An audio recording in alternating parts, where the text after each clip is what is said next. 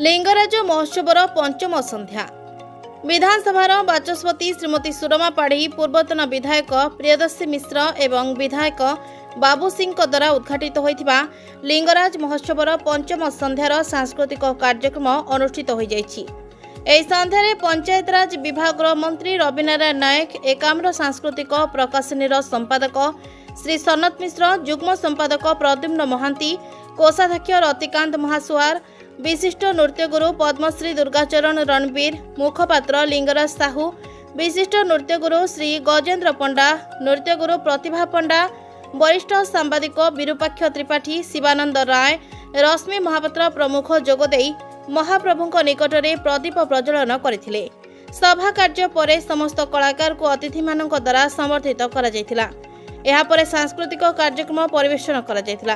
प्रथमे नृत्यायन अनुष्ठानर नृत्य शिल्पी द्वारा ओडिसी नृत्य परिवेषण करा जायतिला। एहा परे शुभश्री क्रिएटिव नृत्य अनुष्ठान सुकन्या भारतीय सांस्कृतिक ट्रस्ट एवं कटकर नृत्यम अनुष्ठान पक्षर आकर्षणीय संबलपुरी एवं अन्यान्य नृत्य परिवेशित होइतिला। एहा परे छौ नृत्य परिवेशित होइतिला। महोत्सवर समस्त कार्यक्रम को उपस्थापना करथिले श्री वासुदेव नाथ। विलंबित रात्र पर्यंत दर्शक समस्त कार्यक्रम को उपभोग करथिले।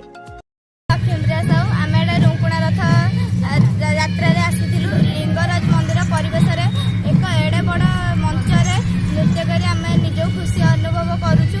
एठार देश विदेश नृत्य शिल्पी मैंने आसते नृत्य करने नृत्य संबलपुरी नृत्य परिवेशन करते जहाँ माँ संबलेंकर अति प्रिय नृत्य आमको डॉक्टर सुजाता मिश्र ये नृत्य शिखाई। अनिशा बोल कटकू पंडिता माँ नृत्यम डांस एकाडेमी आसू आम ये नृत्य परिवेशन कर सारे आम गोटे हनुमान चालीसा आ गए संबलपुरी ढेमसा कर सारे बाबा लिंगराज का सामने एडे बड़ स्टेज एडे बड़ मंच नाच परिवेशन करमको बहुत खुशी लगुच। एत सारा करताली एत गुरुजन मैंने देखी प्रशंसा भी कर बहुत खुशी लगुच। स्वर्णप्रभा नायक रिपोर्ट एक्सप्रेस ओडिशा।